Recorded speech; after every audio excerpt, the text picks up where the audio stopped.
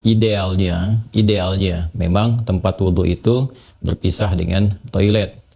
Mengapa? Karena di dalam tempat wudhu itu kita juga menyertakan ya berbagai macam kalimat-kalimat thayyibah yang mengiringi proses wudhu baik sebelum ataupun setelah wudhu itu dilangsungkan. Ya, bukankah kita saat berwudu kan mengucapkan bismillahirrahmanirrahim, gitu kan? Sebagai mula kita mengerjakan segala kebaikan dengan dasar yang Nabi sabdakan, kullu amrin tibalin la yubda'u fihi bismillahirrahmanirrahim fahuwa abtar. Dan itu juga sebagai ekspresi ungkapan gambaran atas niat yang kita tujukan dari wudu itu kita arahkan untuk mendapatkan ridha Allah Subhanahu wa taala. Kemudian juga di akhir wudu kita juga kan berdoa, ya kan, dengan mengucapkan syahadatain, syahadu an la ilaha illallah, syahadu anna muhammadar rasulullah. Kemudian kita mengatakan Allahumma ja'alni minat tawwabin wa ja'alni minal mutatahhirin. Kalau kita mau kemudian tambahkan juga dengan doa wa ja'alni min ibadikas salihin. Nah, sedangkan kalimat-kalimat thayyibah yang berupa permohonan-permohonan doa dalam kebaikan ataupun menyebut asma-asma yang mulia, nah itu kan umumnya tidak diutarakan saat kita berada di dalam toilet. Ya, karena toilet punya sifat tertentu. Ya, sifatnya hanya untuk menyalurkan atau membuang hadas baik yang sifatnya kecil ataupun juga besar dengan cara-cara tertentu yang boleh jadi juga melahirkan najis. Sedangkan wudhu itu ya tidak seketika juga menyatu dengan menghilangkan najis. Bisa jadi hanya hadasnya saja, belum tentu ada najisnya, gitu kan? Sedangkan kalimat-kalimat thayyibah sangat tidak disukai diungkapkan dalam keadaan-keadaan kita masuk toilet. Karena itu saat masuk toilet kita kan berdoanya doa memohon perlindungan kepada Allah dari godaan-godaan setan yang berkumpul di tempat-tempat yang buruk, ya, seperti toilet dan semisalnya. Allahumma inni a'udzubika minal khubuthi wal khaba'ith. Nah, kemudian ketika kita keluar, kita kan beristighfar tuh. Ghufranak, gitu kan? Ghufranak, mohon ampunanmu ya Allah. Nah, ada yang mendetilkan itu. Kenapa kita minta ampunan ketika keluar? Karena kita menahan diri dari pengungkapan kalimat thayyibah yang biasanya kita ucapkan di setiap tempat, gitu kan? Istighfar, sholawat dan sebagainya. Nah, ketika itu terputus saat masuk toilet, ya seakan-akan ada sifat tawadhu, kita memohon ampunan karena nggak mampu mengungkapkan, karena itu tempat yang tidak pantas, gitu kan? Diungkapkan itu di tempat yang tidak sesuai. Maka ketika keluar kita mengatakan ghufranak kalau ada hal-hal yang tidak tepat di dalam dan tidak mampu mengerjakan hal yang biasa kita kerjakan. Itu adab saja, takdib di dalamnya. Nah, karena alasan inilah akan lebih bagus kalau tempat wudhu itu bisa terpisah sendiri dengan toilet sehingga nanti kesempurnaan hal-hal yang mengiringi bisa dilakukan. Bila pun memang keadaannya tidak memungkinkan dan hanya ada itu dan bisa didapatkan di dalam berbagai kondisi.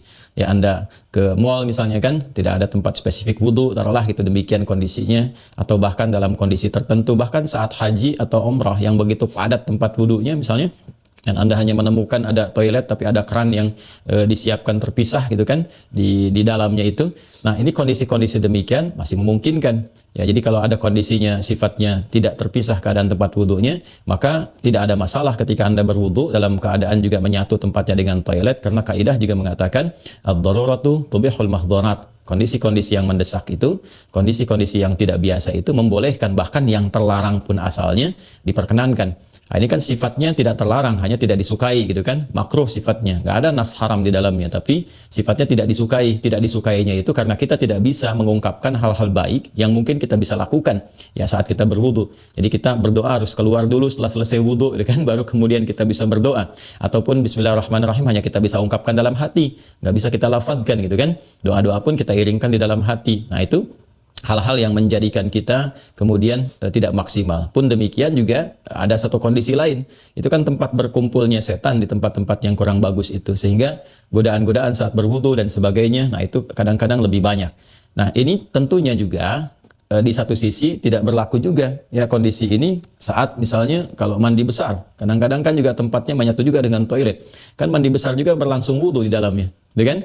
Nah, ini kita harus fleksibel juga dalam kondisi-kondisi demikian. Jadi ini yang mau saya katakan, tidak berhukum haram, itu bisa dilakukan. Kalau tempatnya kita misalnya memungkinkan untuk berpisah, bagus ada dipisahkan. Tapi kalau menyatu pun tidak ada masalah, kan? Tidak ada masalah sepanjang dalam keadaan-keadaan darurat tertentu dan tidak berhukum haram. Ya, apa dalilnya? Yang tadi saya sampaikan. ya tidak ada nas spesifik mengharamkannya, dan kadang-kadang kita mandi besar juga, ya al-ghuslu dari janabah dan semacamnya juga berlangsung, dan dalam mandi besar juga ada wudhu. Namun barangkali kesempurnaan itu tidak bisa kita iringkan dengan kalimat-kalimat thayyibah yang diungkapkan, hanya dalam hati kita lakukan. Jadi kalau tidak ada tempat lain dan menjadikan Anda berwudhu, misalnya menyatu dengan toilet, di dalamnya ada toilet, maka kalimat-kalimat thayyibah itu cukup dalam hati, tidak perlu diungkapkan di lisan, ya kan? Dan sempurnakan wudhu Anda, lalu ketika keluar Anda berdoa sebagai penutup bagian dari wudhunya. Demikian kiranya bisa disampaikan. Wallahu ta'ala a'lam bissawab. Dan sebelum saya menutup, ada sesuatu yang sangat menarik ketika Ibnu Abbas radhiyallahu taala anhuma menyampaikan kisah Nabi SAW, ya saat beliau berada di kediamannya Sayyidah Maimunah radhiyallahu taala anha, dan malamnya kemudian bangun, ya bangkit dari tidurnya, duduk dulu menghilangkan bekas ngantuk. Nah, ini ditemukan di Sunan Abu Daud nomor hadis 1367. Tsumma dhahaba ila syanin mu'allaqah. Kemudian beliau pergi ke tempat tertutup. Nah, syanin mu'allaqah ini enggak disebutkan tempat tertutupnya. Apakah dia sifatnya mirhad, ya kan? Apakah tempatnya toilet yang menyatu, kamar mandi, ataukah dia tempat wudhu, kan? Midha, ataukah dia tempat wudhu.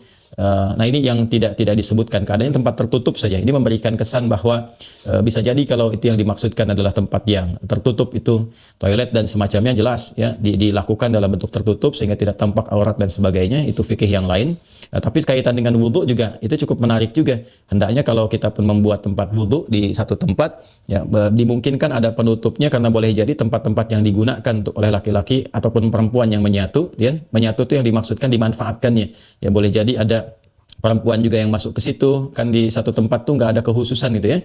Nah, tapi tempat-tempat lain sekarang sudah lebih bagus. Ini untuk laki-laki, ini untuk perempuan, tuh nggak ada masalah. Tapi kalau tempat yang digunakan untuk menyatu, dia hendaknya ada penutup sehingga nggak semua orang bisa mengakses ke dalamnya dengan batas-batas tertentu. Apa kaitannya, korelasinya dengan pertanyaan Anda? Syanin mu'allaqah di sana nggak disebutkan. Ya, apakah itu tempat wudhu atau menyatu dengan toilet? Tapi babnya ketika keluar dari situ, Nabi sudah berwudhu. Ya, sedangkan keterangan-keterangan tentang seputar wudhu Nabi dan bangkit di malam hari itu disertakan juga dengan janabat. Artinya apa? Di kondisi-kondisi tertentu kan mandi, ya kan? Dalam mandi itu kemudian ada proses wudhu dan sebagainya. Ini menunjukkan kesan bahwa dalam mandi itu kan ada selain hadas juga ada sifat-sifat lain yang dibersihkan. Ya kan? Bisa jadi juga yang mengandung najis seperti buang air kecil ya dan sebagainya kan menyertai dalam mandi itu. Nah, ini memberikan kesan bahwa tidak ada hukum spesifik haram untuk mengerjakan wudhu di dalamnya, karena ada proses yang tadi saya sebutkan. Tapi lebih disukai kalau hanya untuk wudhu semata, tidak disertai dengan mandi yang lainnya, kalau ada tempat yang terpisah sehingga bisa menyempurnakan bacaan-bacaan yang dimaksudkan.